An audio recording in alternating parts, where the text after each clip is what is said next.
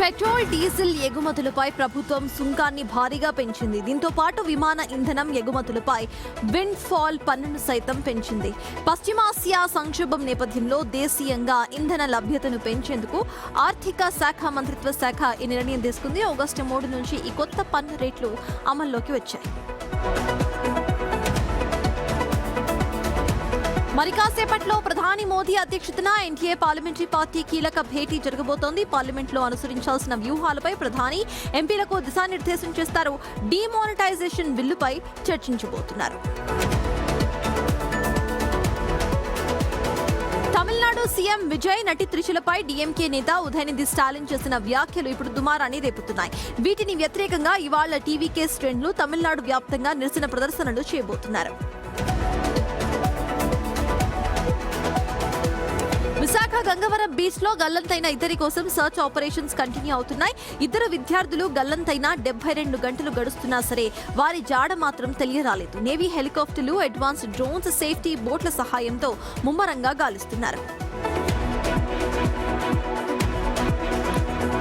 కాంగ్రెస్ నేతలు అద్దంకి, సామా రామ్మోహన్లకు మాజీ మంత్రి హరీష్ రావు లీగల్ నోటీసులు పంపించారు. తెలంగాణలో వర్షాలు పడకూడదని, కరువు రావాలని, క్షుద్ర పూజలు చేశారని తనపై చేసిన ఆరోపణలకు బదులివ్వాలని అన్నారు. తనకు బహిరంగ క్షమాపణలు చెప్పకపోతే పరువు నష్టం దావాలు వేస్తానని హెచ్చరించారు.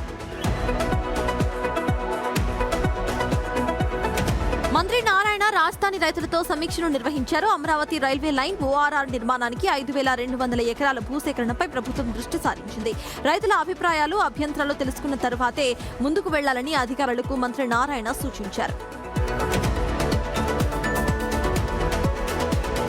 స్కైరూట్ వార్షికోత్సవ వేడుకల్లో సందడి చేస్తారు mega power star Ram Charan. కార్యక్రమానికి హాజరైన చరణ్ అక్కడున్న వారందరితో కూడా సందడిగా గడిపారు. స్కైరూట్ మరింత ముందుకు వెళ్లాలంటూ ఆల్ ది బెస్ట్ చెప్పారు. పేపర్ లీక్ వ్యతిరేకంగా జార్ఖండ్లో విద్యార్థుల ఆందోళన తీవ్రతరమవుతుంది. జేఏసీకి రద్దు చేస్తూ డిమాండ్ చేస్తూ విద్యార్థులు ఆమరణ దీక్షకు దిగారు. ఈ ఆందోళనకు సీజేపీ మద్దతు పలకడం టెన్షన్ పుట్టిస్తోంది.